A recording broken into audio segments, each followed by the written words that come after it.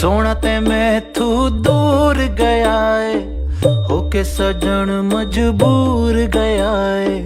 अखियां दे वास्ते खुशियां होवन, होके हिजर विच चूर गया है। सोना पया परदेस कटेंदा, सजना नू दूरों दूरों वेंदा, साडी ते सारी